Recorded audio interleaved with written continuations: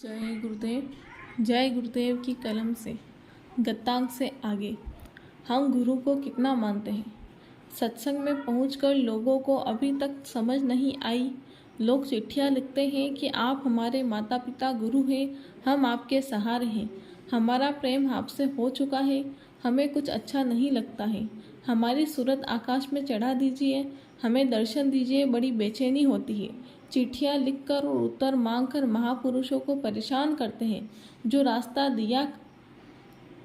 रास्ता दया करके 2 घंटा साधन का बताया है, इसमें इनका मन 15 मिनट भी नहीं लगता है और बैठते भी नहीं है। जब उनके पास जावे और कहें कि आप साधना पर नहीं बैठते हो तो कहते हैं कि बहुत गर्मी लगती है, पहले 15 मिनट बैठा करता था, हमें अंदर में शब्द की गुनगुनाहट हुआ करती थी, आगे पता नहीं चला, इस वजह से 15 मिनट भी बैठना छोड़ दिया है। अब आप ऐसी कृपा करें कि अंतर में एकदम सूरज चढ़ जावे और अंतर का रस पा जावे।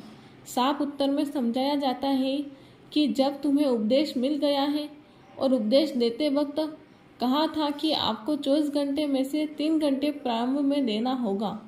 इसी प्रकार यदि तुम साधन करते रहे और अंतर द्वार पर बैठते रहे तो जरूर है कि अंतर में अनुभव होने लगेगा और रस भी मिलेगा। परंतु गुरु शब्द का उल्लंघन करते हुए कुछ भी वक्त साधन में न दिया और गुरु के पास दया मांगते रहे। इसी प्रकार इंद्रिय द्वार पर दया नहीं पहुंचाई जा सकती है। दया का घाट अंतर में आंखों के ऊपर है। सूरत इस घाट को अधिक अरसे से त्याग चुकी है, इसी से स्थायी रस मन और सूरत को नहीं मिलता। हमारा मन स्त्री में लगा रहता है, हमारा मन जो बच्चे पैदा हमने किए हैं उसमें लगा रहता है, हमारा मन अपने रिश्तेदार में लगा रहता है, हमारा मन जाति बंधन के साथ बंधा रहता है, हमारा मन अपने स्वार्थ के लिए कितना मेहनत करता है, इन सबके साथ हमारा प्यार रहता है। हम अपने बच्चों के लिए सब कुछ खर्च करते हैं हर महीने में और उनकी सारी ज़रूरियत को पूरी लगन के साथ करते हैं, किसी प्रकार उनको कष्ट न होने पावे। तन भी लगाया, मन भी लगाया, धन भी लगाया, समय खर्च किया।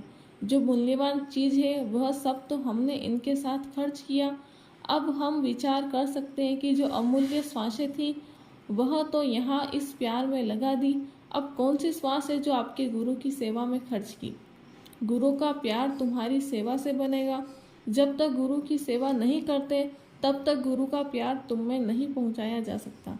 गुरु अपनी चेतन धारे जिसमें रोशनी है उनको तुम्हारी सेवा में पहुंचावेगा। जितना ध्यान गुरु का और तुम्हारा होगा उतना ध्यान गुरु का तुम में प्यार के रूप में प्रवेश होगा। प्रथम में सेवा से गुरु प्यार बनता है। यदि हम गुरु के प्यार की चैतन्य रोशनी चाहते हैं तो हमें क्या करना चाहिए। यदि हमारे 5 बच्चे हैं तो हमें 6 बच्चे मान लेना होगा। जितना प्यार 5वें हिस्से में आवे उतना प्यार हमको गुरु के साथ करना होगा और 5वां हिस्सा सेवा भी करनी होगी। गुरु की सेवा से मोह कम हो जाएगा और अंधकार नष्ट होगा। बगैर गुरु की सेवा किए अंधकार अज्ञान नष्ट नहीं हो सकता है। अब हमको पता चला होगा कि स्त्री और बच्चों व कुटुंबियों की सेवा करने से हमें क्या मिलता है। इनकी सेवा करने से आत्मा रोशनी नहीं होती। जब अब तुलना की जावे तो गुरु को एक रत्ती भर भी नहीं मानते हैं, केवल अपने स्वभाववश कहते हैं। हमारी आदत कहने की पड़ गई है, हम कहना छोड़ते नहीं और गुरु बनावट पर रिश्ते नहीं। आत्म रोशनी का पिता पाकर यदि तुम उनकी सेवा से आत्म रोशनी न पा सके तो बड़ा अफसोस रहेगा। गुरु अंतर में बेटा है, तुम गुरु के दरवाजे पर नहीं जाते हो। अफसोस है कि इतना सत्संग सुना है कि अंतर में चलो और द्वार पर ही बैठ जाओ, पर एक नहीं सुनना। तुम्हें आंखों के दरवाजे पर बैठना होगा।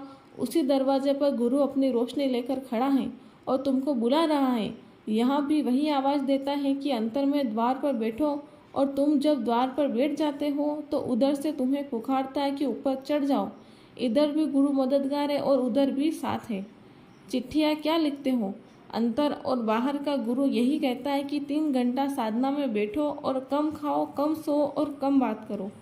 इंद्रिय विकारों को रोको और 2 महीना ब्रह्मचर्य का पालन करो ताकि शरीर में सुस्ती न आवे और मन लगाकर भजन कर सको, ताकि तुम्हें अंतर का रस मिल जावे। अफसोस लेकिन एक की भी बात नहीं सुनना। 1000 दफ़ा अनुभव किया होगा और रस नहीं पाया। पर आदत से लाचार है। ब्रह्मचर्य का पालन नहीं करना, शरीर से सुस्ती रहती है, काम रहेगा, क्रोध रहेगा, लोभ रहेगा, मोह जरूर आवेगा और साधना में 15 मिनट भी नहीं बैठ सकेगा। गुरु से प्यार करना चाहते हो तो इतनी बातें जरूर माननी होगी, सेवा करनी होगी जितना हम अपने बच्चों से प्यार करते हैं। ब्रह्मचर्य का पालन 2 माह तक करना होगा। 3 घंटा साधन जरूर करना है 24 घंटे में से। इसके बाद आप अपने पत्र में अपनी भूल लिखिए और दया मांगे। दया काम करती है और पहुंचाई भी जा रही है, और उस पर भी कहा जाता है कि दया दीजिए। कितनी बड़ी भूल और भ्रांति है। गुरु अपने वचनों में कहते हैं कि दया के लिए आया हुआ हूँ। अंतरात्मा और परमात्मा की रोशनी हो रही है, उसे तुम पा लो। गुरु हिदायत से रास्ता चलता है, रास्ते को दिखाने वाले गुरु हैं। रास्ते का उत्साह गुरु पैदा करते हैं। जैसे एक व्यापारी किसी अजनबी आदमी से कहता है कि तुम व्यापार करो, इसमें बहुत मुनाफा होगा, रास्ता बताता है, उत्साह भी पैदा करता है, तब अजनबी आदमी उस व्यापार को करना शुरू करता है। काम करते समय उसे कुछ लाभ का अनुभव प्रतीत होता है। अभी लाभ हुआ नहीं, परंतु अनुमान होता है कि जरूर लाभ होगा। इसी लाभ को विश्वास कहते हैं। गुरु के ऊपर पूरा विश्वास करना होगा। जो वह कहता है उस पर विश्वास होना जरूरी है, पर कर्म करेंगे जब उनका लाभ मालूम होगा। सच्चे सतलोक अविनाशी निवासी पुरुष की विभूतियाँ हमेशा से आती रही, जो कि सोई हुई सूरतों में संस्कार डालती रही और आज भी डाल रही है। संत दया के भंडार होते हैं, उनकी दयालुता का कोई वार पार नहीं।